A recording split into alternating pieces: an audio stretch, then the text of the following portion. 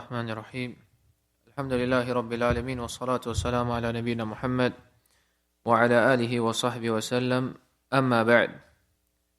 Continue in the study of Kitab al-Siyam from Umdatul Ahkaam. Today inshallah I'll go through some more points pertaining to the last hadith. The hadith لا تقدم رمضان بصوم يوم ولا يومين إلا رجل كان يصوم صوما فليصوم. This hadith of the Prophet ﷺ, we explained some points from it last week.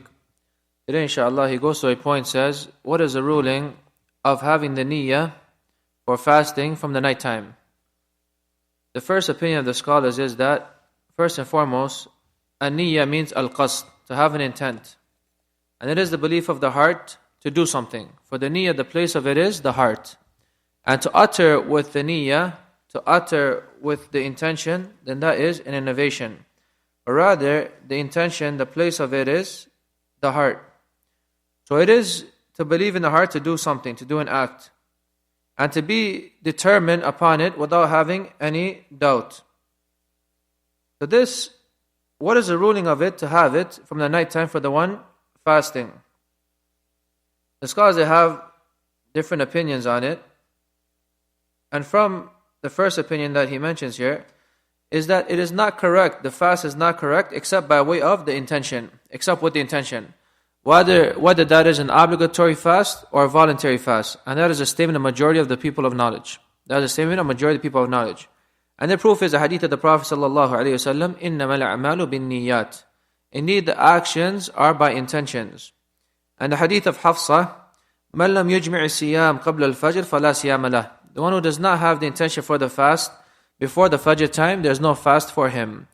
Although this hadith, what is correct is that it is mawquf, as a statement of Hafsa radiallahu anha, and not a statement of the Prophet sallallahu alaihi wasallam. The second stance of the scholars is that if the fast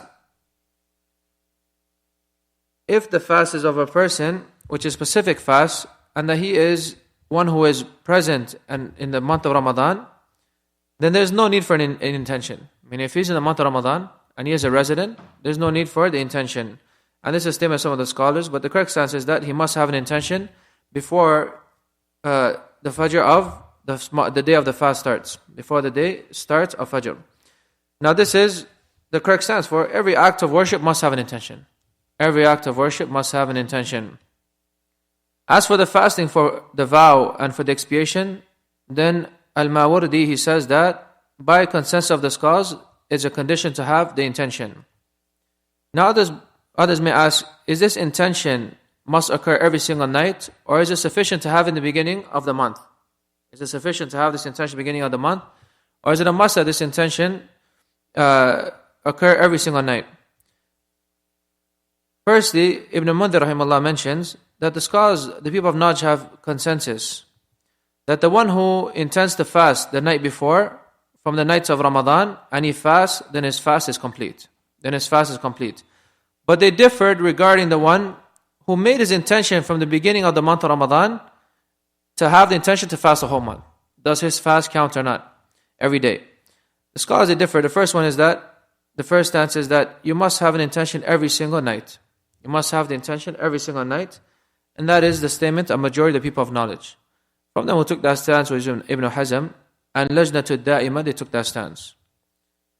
Because they say every day is a new worship. Every day is a separate worship from the day before. So you must have an intention to fast the next day.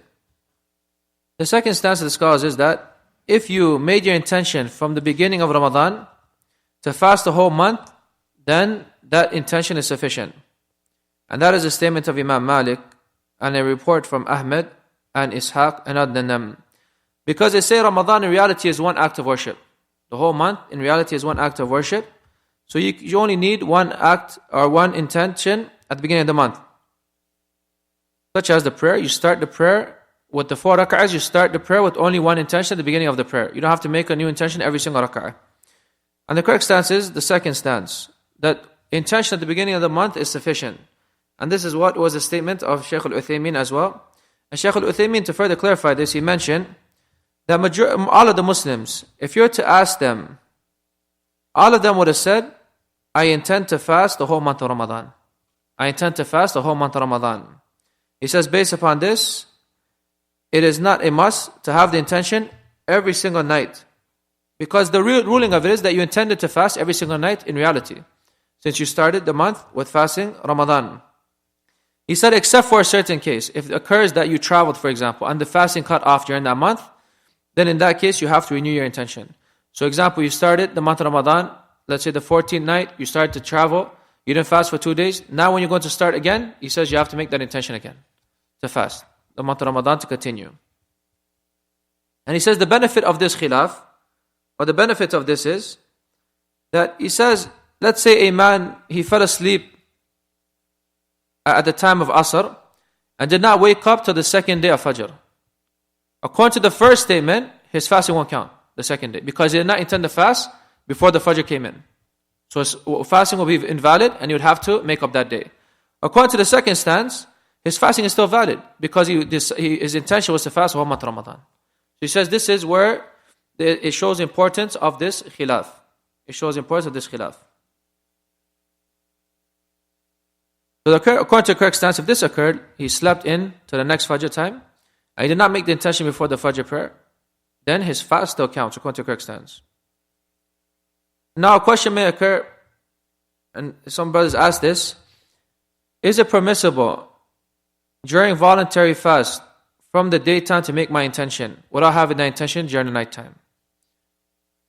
Example, you woke up, you didn't eat nothing, and you didn't do anything that would break the fast, and you say, I'm going to fast the rest of the day. Is this permissible?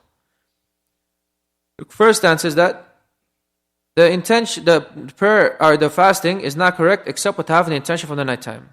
And this was the stance of Ibn Umar, and other than him, from the Masan'ani Shawkani later times, because they say, إِنَّمَا الْأَعْمَالُ بِالنِّيَّاتِ. You must have the intention from the nighttime, as we mentioned before. Other scholars, the second stance, that is permissible to make that intention from the daytime, so long as it doesn't occur after the sun has passed the zenith. And this is a stance, so long as you have not taken anything that breaks the fast, it says permissible. You woke up, you didn't eat nothing, you didn't break your fast anyway, and you could say for the rest of the day I'm fasting, and the fast counts, and you're rewarded for that fast. This obviously, we're talking about voluntary fast in this opinion.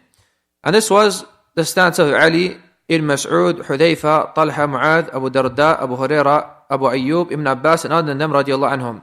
And the Shaykh mentions that what is apparent from their chains is that they are authentic.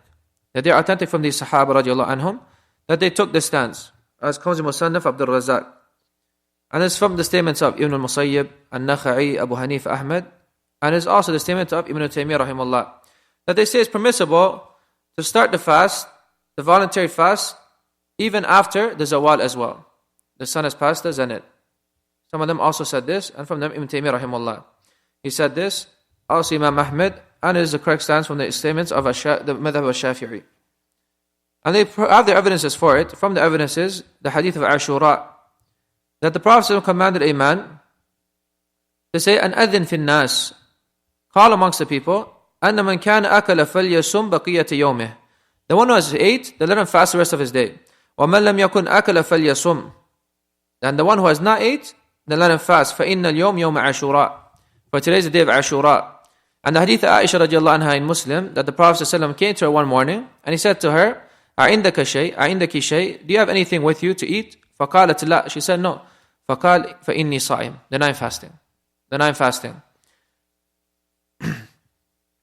There's a hadith that opposes this last hadith, where it comes in Bayhaqi and other than with the wording, Inni idhan asum.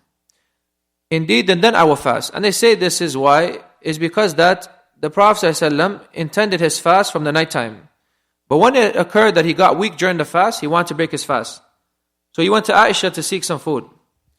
And when she did not have it, then he said, indeed, then I will continue my fast. But this wording is not authentic from the Prophet ﷺ. This wording is not authentic. If it was, then we could use it as evidence for the first stance, but it is not authentic. So the correct stance is the second stance, the Shaykh says. And there is a statement of Ibn Taymiyyah, as you mentioned before, and Ibn al-Qayyim, and Shaykh al-Uthaymin. Ibn al-Qayyim rahimahullah mentions that the correct analogy, which has come in the Sunnah of the Prophet ﷺ, that there is a difference between the fard and the nafil, the obligatory and the voluntary. So the obligatory fast is not correct except we have an intention for the nighttime. As for the voluntary one, then it is okay to have the intention from the daytime starting, when the daytime has already come in.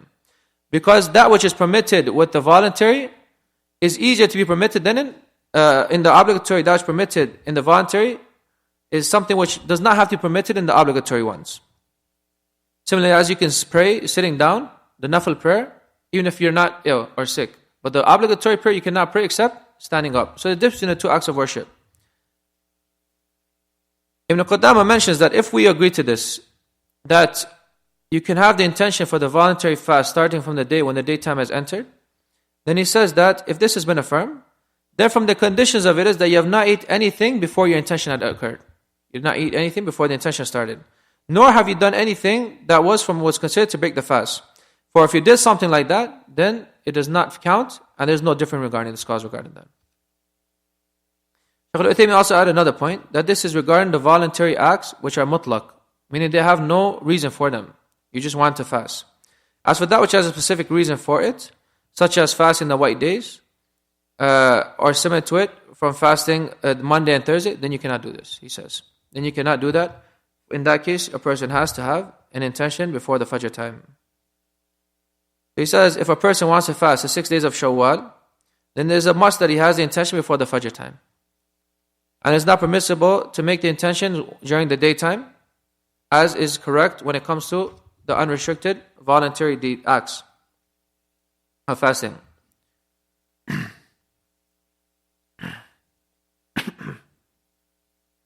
Another point that they mention, if an individual says he wants to break his fast, an individual that is not suffering from waswas, is not suffering from waswas in the shaitan, for someone to suffer from waswas, he might think he breaks his fast all day. It comes to him that you're breaking your fast. But a person that does not suffer from waswas, and he says to himself that he's going to break his fast, or that he doesn't want to fast no more for the rest of the day, and he did not eat anything, is his fast broken? Is his fast broken? Is his fast broken? According to the scholars, they have different stances. One of the stances is that the one who intends this, that his fast breaks, then his fast breaks. For his intention was that he's going to break his fast, even if he did not eat anything. And this was a statement of Ibn Hazm and Shaykh al-Uthaymin, rahimahullah. The proof is, إِنَّمَا الْأَعْمَالُ بِالنِّيَّاتِ. You need action about my intention. You're intended to fast, now your intention was to break the fast. You don't want to fast no more. Even if you did not perform an act that broke the fast, they said that the fast is still nullified because of your intention. Similar to the one praying, if he starts praying, and during the prayer he says he doesn't want to pray no more, does his prayer count if he completes it? His prayer is batil. His prayer is batil. As long as we mentioned, he does not suffer from waswas. He does not suffer from waswas. Shaykh al-Uthaymin says, based upon this, if he intended after that, if this was in Ramadan, then it's not permissible to do so, because you must have the intention. The second statement is that if you were to do so during the daytime, and this occurred from him that he did not have anything to break his fast, and his fast still counts. But the correct stance is the first one. The correct stance is the first one. That because he intended to break his fast and no longer wants to fast, his fast is broken. His fast is broken, even if he did not do something which was considered to be min al-mufattirat. Then it comes from Anas ibn Malik radiallahu anhu, the Messenger of Allah alayhi salatu wasalam, he said, تَصَحَّرُوا فَإِنَّ فِي السُّحُورِ بَرَكَةً فِي السَّحُورِ بَرَكَةً. Take the pre-dawn meal, for in that pre-dawn meal is barakah, blessings. The ruling of as-suhoor is that it is highly recommended. Is that it is highly recommended, it's not obligatory. The proof is the hadith of Anas which you mentioned, radiallahu anhu, and the hadith of a man from the companions of the Prophet sallallahu alaihi wasallam. He said, I entered upon the Prophet sallallahu alaihi wasallam, وَيَتَسَحَّرُ. He was taking his pre-dawn meal.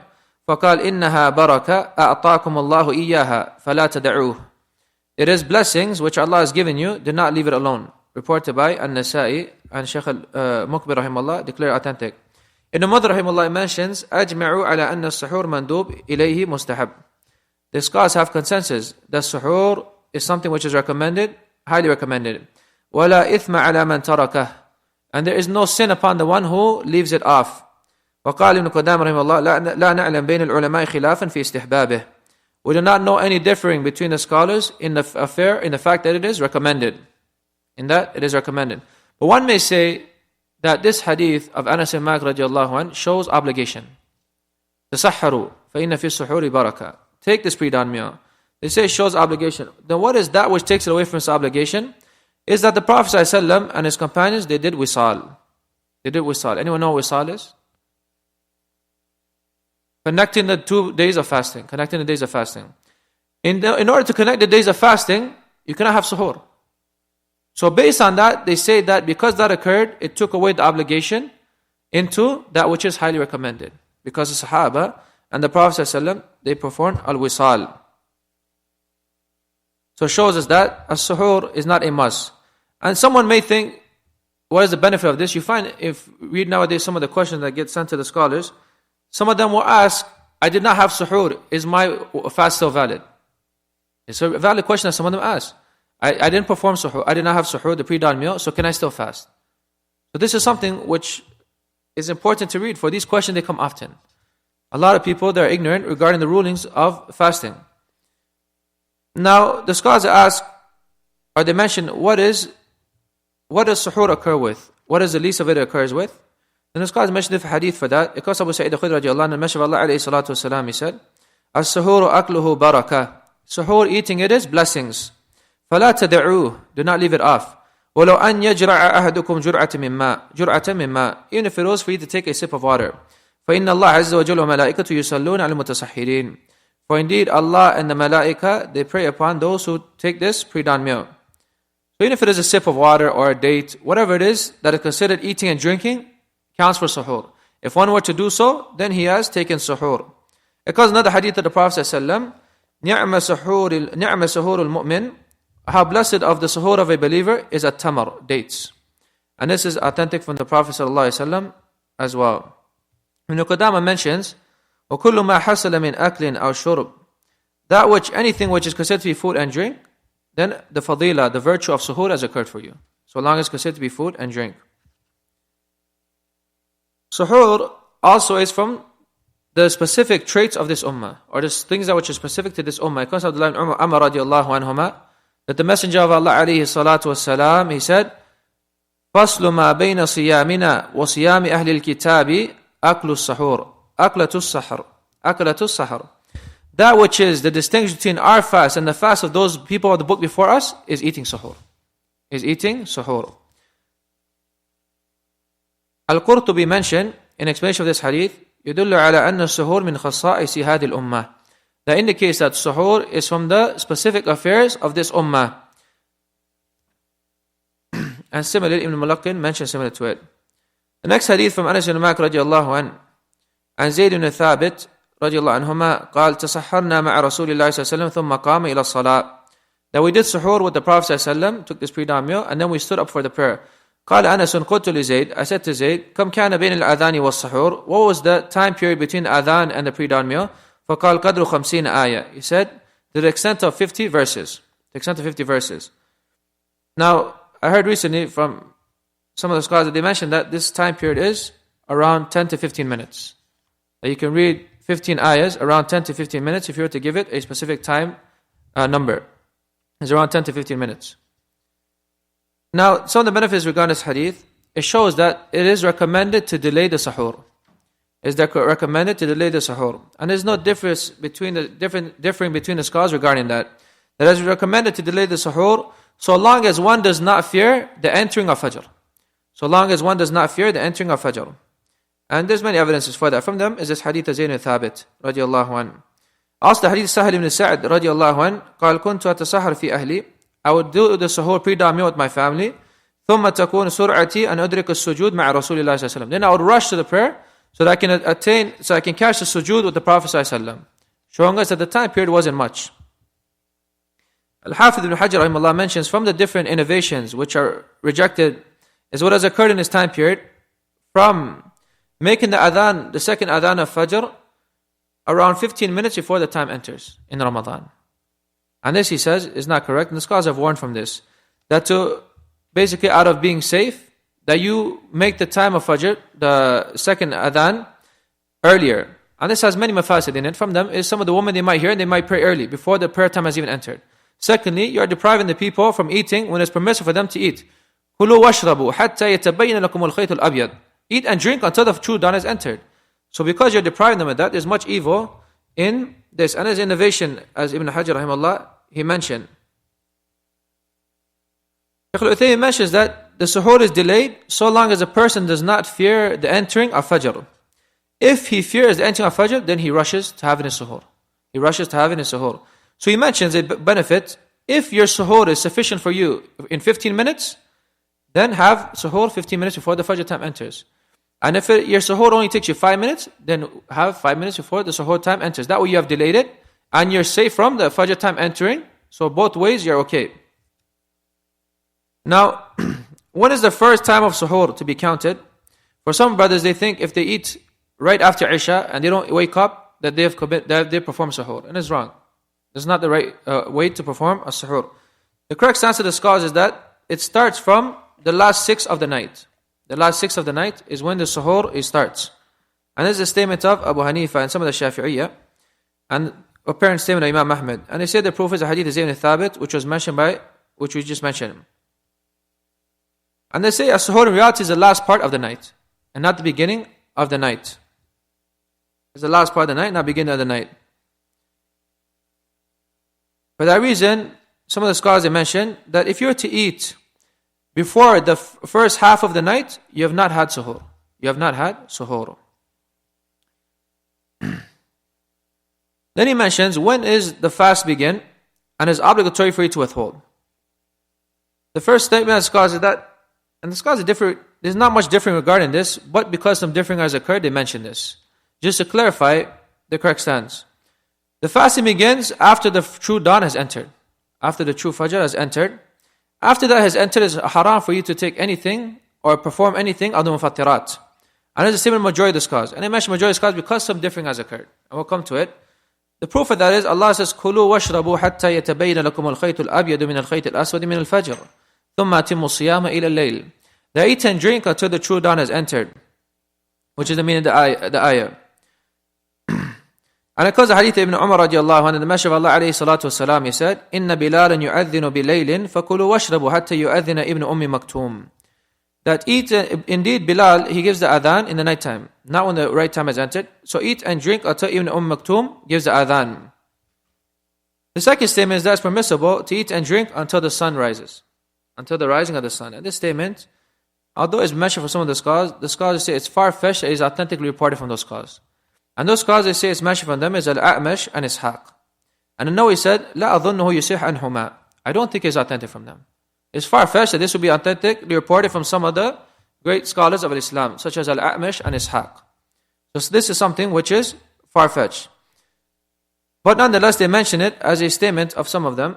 But it is something, as the scholars mentioned, it's far-fetched for it to be authentically reported from them. But because they mentioned it, and the correct stance obviously is the first one. Once the true dawn has entered, it is haram for you to take anything of the mufattirat.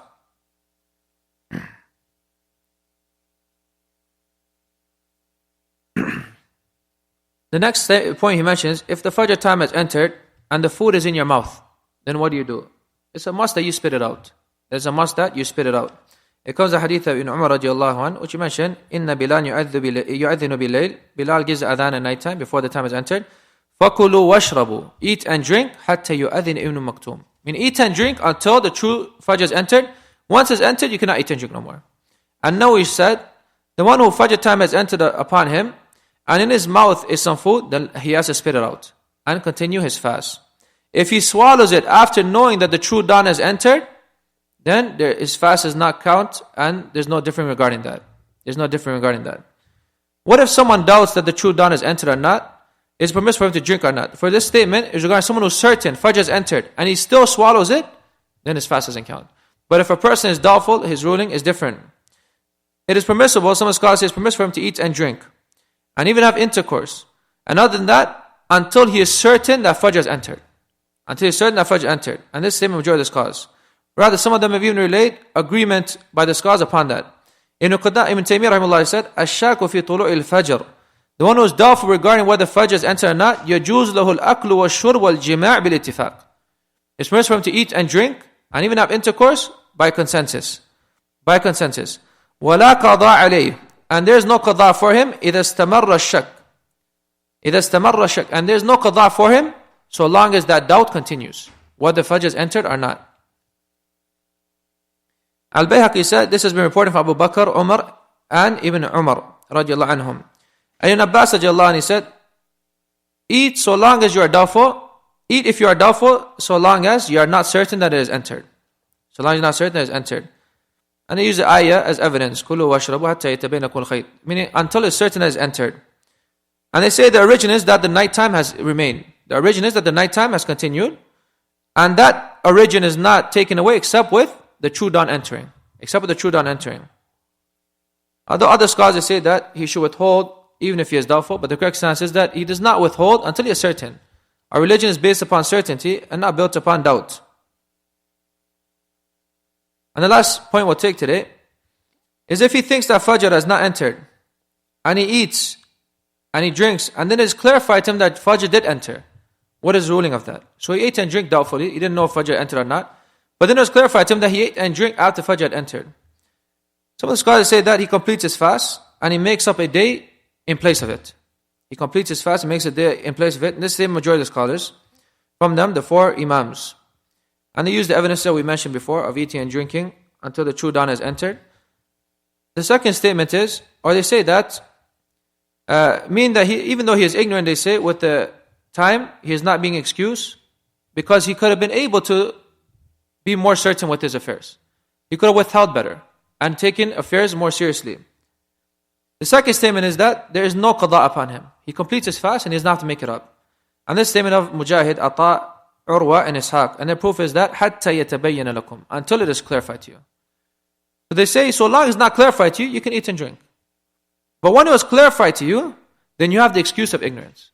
Then you have the excuse of ignorance. And they say the hadith as proof is, مَنْ نَسْيَ وَهُوَ صَائِمٌ, the one who forgets and he eats while he's fasting, فَأَكَلَ أَوْ شَرِبْ, he eats and he drinks, فَلْيُتِمْ صَوْمَهُ, let him complete his fast. فَإِنَّمَا أَطْعَمَهُ اللَّهُ وَسَقَاهُ, Allah is the one who gave him food and drink.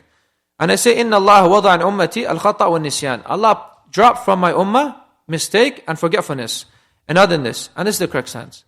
And if a person were to do so and then later on he found out the Fajr did enter, he's excused with his ignorance if he tried his hardest. And this statement of Ibn Taymiyyah, Ibn Qayyim, and Ibn Uthaymin, although they say the more safer stance is the first one, that you make up that day. But the correct stance to say is the second one, that so long as you weren't aware at the time when you're eating and drinking that Fajr truly entered, you can eat and drink if you're doubtful. And now that it has been clarified to you, then you withhold. Then you withhold. And you're excused until that point. We'll stop with this inshallah and continue next week. Subhanakallahumma bihamdika ashhadu an la ilaha illa anta astaghfiruka wa atubu ilayk.